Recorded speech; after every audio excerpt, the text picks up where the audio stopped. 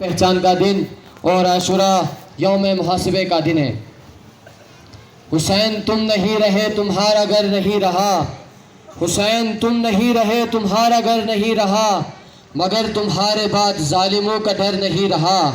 مدینہ و نجف سے کربلا تک ایک سلسلہ، ادھر جو آ گیا وہ پھر ادھر نہیں ہوا۔ اس کے بعد میں ملتمس ہوں قبلہ شیخ اشرف علی تابانی سے آپ تشریف لائیں اور مومنین سے خطاب فرمائیں۔ برائے تاجیل امام زمان باواز بلند صلوات۔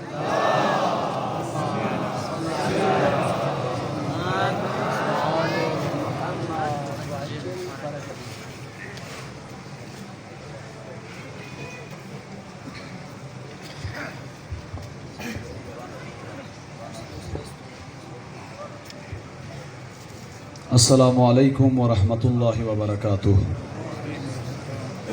اعوذ باللہ من الشیطان الرجیم، بسم اللہ الرحمن الرحیم۔ السلام علی الحسین وعلی علی بن الحسین وعلی اولاد الحسین وعلی اصحاب الحسین الذین بذلوا مہجہم دون الحسین۔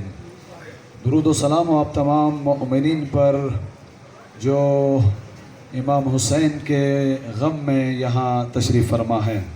میں انتہائی اختصار کے ساتھ کچھ عرائض آپ کی خدمت میں بیان کرنا چاہوں گا فہرست کی صورت میں۔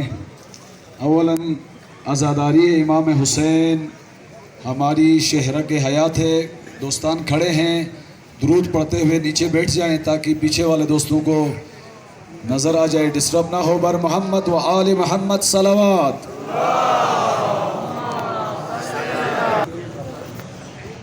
انتہائی اختصار کے ساتھ عرض کرنا چاہتا ہوں، امام کی عزاداری میں غم کا پہلو بھی ہے، امام کی عزاداری میں عرفان و قرب و توحید کا پہلو بھی ہے، اور یہی عزاداری ہمیں اجتماعی مسائل کو حل کرنے کے لیے ہمارے اندر تڑپ ایجاد کر کے اصلاح معاشرے کے لیے بھی اٹھاتی ہے۔ وہ عزاداری ہو ہی نہیں سکتی جو ہمیں اجتماعی مسائل، ملکی مسائل اور انٹرنیشنل مسائل سے نظر انداز کرائے۔ لہٰذا یہ عزاداری کا ہی درس ہے کہ ہم ان مسائل کو حل کرنے کے لیے اپنی قوم و ملت کے جوانوں کے اندر شعور و آگہی بڑھائیں۔ پہلی چیز جو سب سے اہم ہے، جس کی طرف ہم میں سے ہر ایک نے توجہ کرنی ہے جوانان عزیز، آپ نے دیکھ لیا سویڈن میں قرآن مجید کے پاکیزہ نسخوں کو جلایا گیا، اور اسی طرح رہبر معظم عظیم الشان کی تصویر کی بھی حرمت پامال کی گئی۔ جوانان عزیز، اس کے کئی پہلو ہیں جو مجالس اعظام علماء کرام نے بیان کیے ہیں۔ اس کا پہلا ایک پہلو ہے تربیتی۔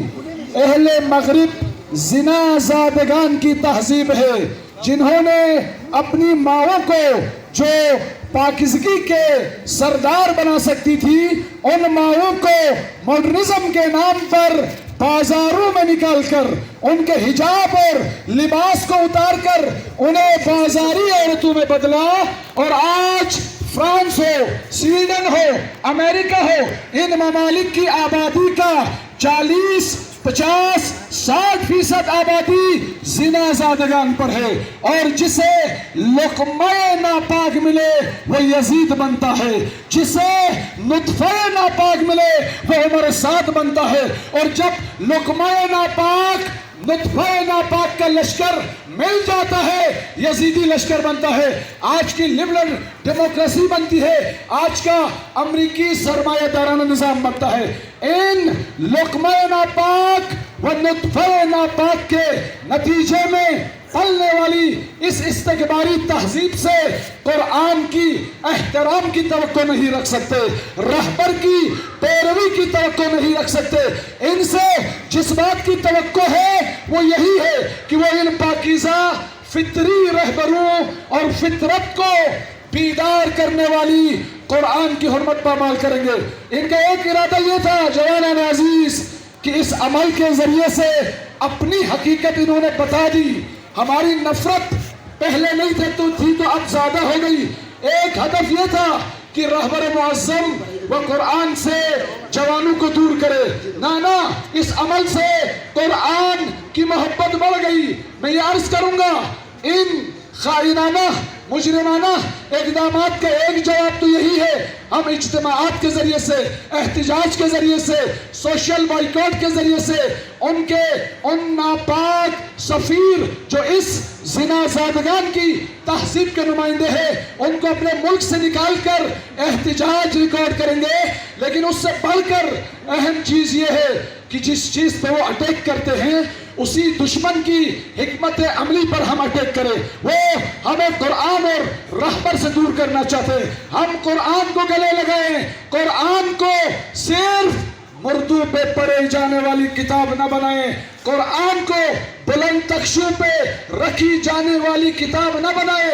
اس بے حرمتی کا جواب یہ ہوگا قرآن ہماری زندگی کی درس انقلاب دینے والی کتاب بن جائے۔ مومنین قرآن کو اپنے ہاتھوں میں بلند کر کے نعروں کا جواب دیں گے، قرآن وہ کتاب ہے، قرآن وہ کتاب ہے، قرآن وہ کتاب ہے۔ اور اسی طرح رہبر معظم سے منطق مقاومت، منطق عزت، منطق کربلا و عاشورہ رہ کر اس رہبر کی صرف تصویریں ہمارے گھروں میں نہ ہو بلکہ اس رہبر کی فکر ہمارے دماغ، ہمارے دل، ہماری زندگی وہ ہمارے لائف اسٹائل پر حکومت کرے، تب ہم لبیک کا حق ادا کر کے ان زنا زادگان کے منہ پر فکر ایمان کو اپنا کر ان کے منہ پر اس طرح کا تماچا رسد کر سکتے ہیں جو تماچا لبنان میں حزب اللہ نے امام کی فکر کو اپنا کر کیا۔ امام زمانہ کا سچا سپاہی، زمانہ کا سچا سپاہی، امام زمانہ کا سچا سپاہی، بہادر سپاہی۔ دوسرا پہلو جوانان عزیز، پارا چنار جو ہماری مقاومت، ہماری ریزسٹنس کا علامت و سمبل و علم ہے، سلام ہو پارا چنار کے مومنین پر، خراج تحسین پیش کرتے ہیں ان ماؤں کو جنہوں نے اس طرح کے نڈر شجاع شیر پیدا کیے، جنہوں نے منافقت کے لشکر کو بھی، اس کی ناک کو بھی خاک میں رگڑا، اور جنہوں نے خشونت و جنایت کے لشکر طالبان کو بھی اس کے غرور کو خاک میں ملا کر اپنے سر کو فخر سے بلند کیا۔ میں عرض کروں گا طالبان نے یہ کوشش کی تھی کہ انہیں ایک سیف گیٹ وے مل جائے پارا چنار کے ذریعے سے، وہ آزادی سے آئے اور آزادی سے یہاں دھماکے کر کے، لوٹ مار کر کے، اور ہماری ان مکار ایجنسیوں کے سہولتکار بن کر تشیع کی مقاومت و ریزسٹنس کے اس قلعے کو ختم کرے۔ لیکن ہمارے جوانوں نے درس کربلا، درس عزت لے کر اس طالبان کے خشونت کے، جنایت کے لشکر کو بھی ناپاک بنا دیا، عزائم انہیں بھی ذلیل کیا، اور منافقت کے لشکر کو بھی ذلیل و رسوا کر کے ہمارا سر ایک مرتبہ پھر فخر سے بلند کر دیا۔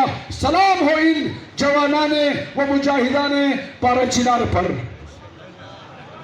میں عرض کروں گا جوانان عزیز، ریاست پاکستان، یہ ملک جب شیعہ اور سنی مٹھی مٹھی ملا کر علامہ اقبال اور قائد اعظم ایک سنی اسکالر، ایک شیعہ اسکالر ملے ہیں تو پاکستان بنا ہے۔ یہ منافقانہ ریاستی پالیسیاں، منافقانہ ریاستی اقدامات، ان کی ہم مذمت کرتے ہیں، اور اس منافقت کے لشکر کو بھی پارا چنار کے بابصیر مجاہدین نے ذلیل و رسوا کر کے چھوڑا ہے۔ کیسے؟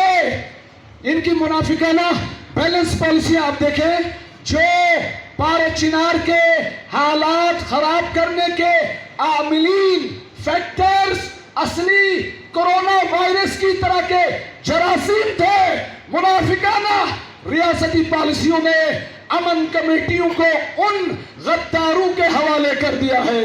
پارا چنار کے مومنین نے اس منافقانہ تعصب سے بری ہوئی ریاست ریاستی پالیسی کو بھی خاک میں ملا کر کہا امنیت ان بغیرت امن کمیٹیوں کے اندر نہیں ہے، امنیت مقاومت کے علم کو تھام کر حاصل ہو سکتی ہے۔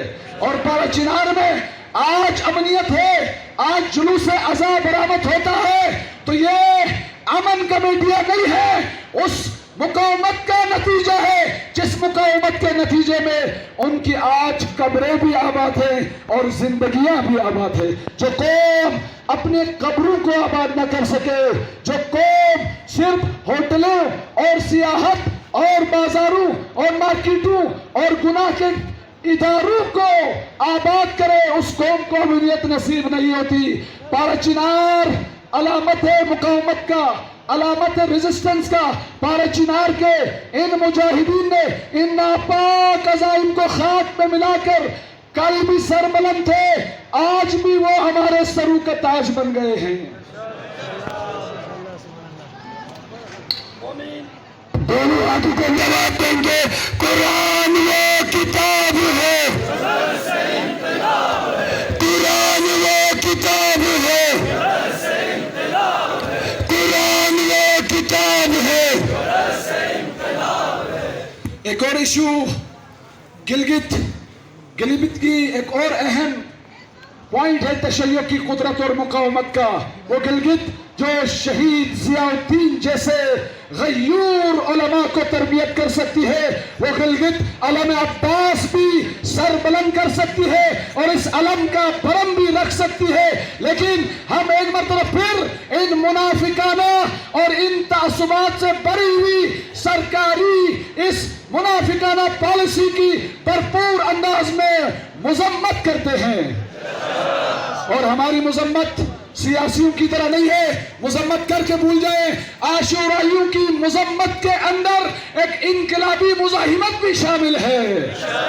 یہ قوم علم عباس کو سر بلند رکھے گی، خواہ وہ گلگت ہو، پارا چنار ہو یا بلتستان ہو۔ علم عباس ہماری ریڈ لائن ہے، جو بھی اس ریڈ لائن کو کراس کرے گا یہ جوان پیچھے نہیں ہٹیں گے، انہیں خون کے دریا کو عبور کرنا ہوگا۔ جو بھی اس ریڈ لائن کو کراس کرنے کے لیے آئے گا اسے دنیا و آخرت میں ذلت کا نشانہ بنا کر چھوڑنے کی مزاحمت یہ قوم اپنے دلوں کے اندر رکھتی ہے۔ لبیک یا حسین، لبیک یا حسین، لبیک یا حسین، لبیک یا حسین، لبیک حسین۔ ریاست کو یہ مشورہ ہے اپنے دماغ میں آئے ہوئے امریکی سنڈیوں کے اس وائرس کو اپنے سافٹ ویئر سے نکال دو، بھول جاؤ کہ یہ قوم علم کو چھوڑ دے گی، یہ قوم اپنی نسلوں کو مٹا سکتی ہے، علم کو نہیں چھوڑ سکتی۔ جس علم کو بچانے کے لیے عباس کے بازو قلم ہو جائے، اس سے بڑی قیمت اور کوئی ہو نہیں سکتی۔ یہ قوم علم عباس کی امانت کو بچانے کے لیے اپنی جوانیوں کو قربان کرنے کا عزم عاشورہ سے لے چکی ہے۔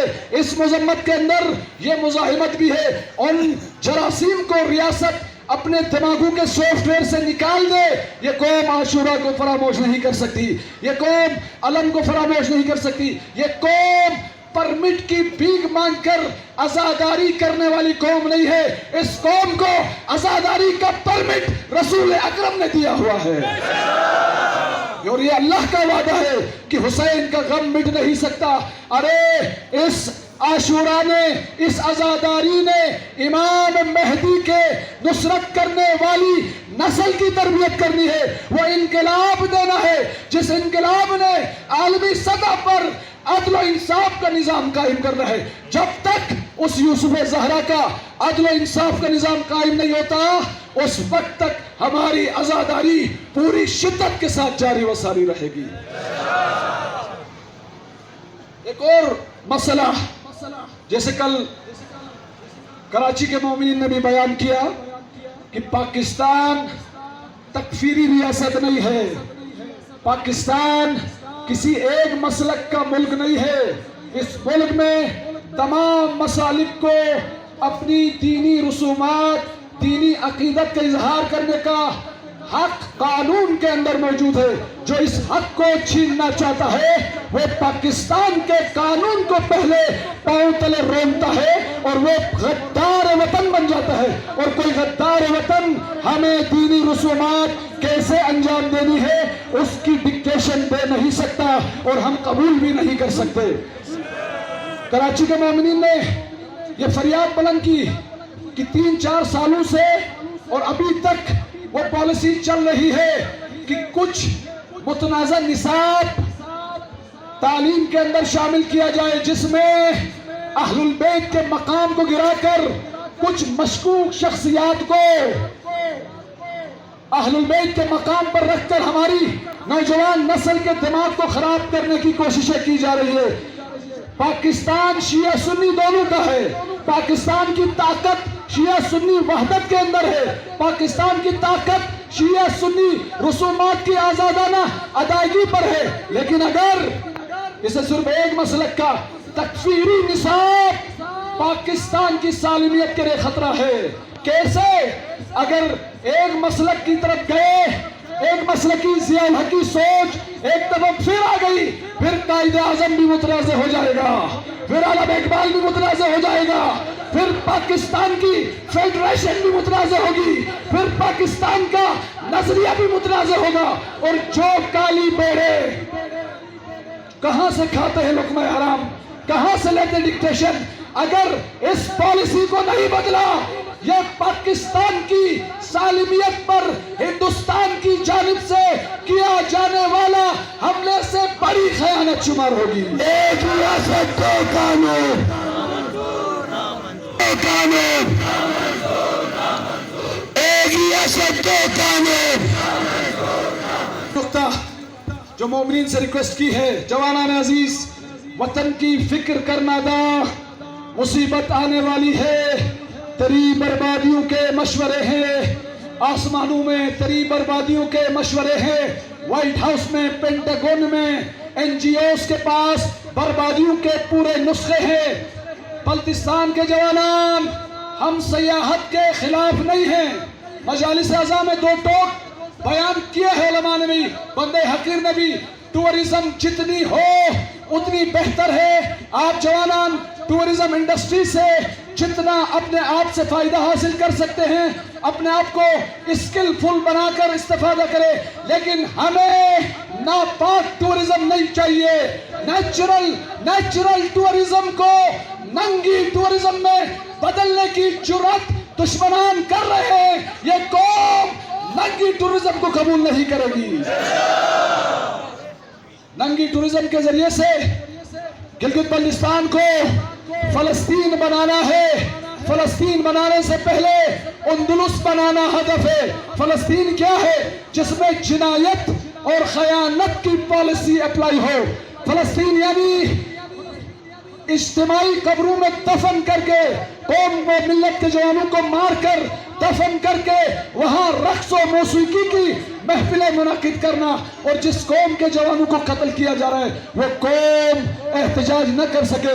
یہ فلسطین ہے. اس سے پہلے اندلس بنانا ہے. اندلس بے حیائی کی تہذیب، اندلس منشیات کی تہذیب، اندلس بے حجابی کی تہذیب، اندلس تعصبات پھیلانا، اندلس منشیات کے اسٹیک ہولڈرز کو اقتدار دے کر نسلوں کو برباد کرنا، یہ اندلسی تہذیب ہے. یہ قوم اندلس ہوتے ہوئے بلتستان کو تحمل نہیں کر سکتی.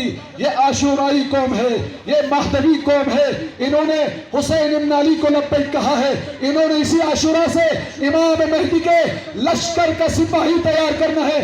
اندلس قبول نہیں، ہمیں فلسطین قبول نہیں. ہم نے غیرت و مقاومت کا علم بن کر بلتستان کو مہدوی تہذیب میں بدلنا ہے. لبیک یا حسین، لبیک یا حسین، لبیک یا حسین.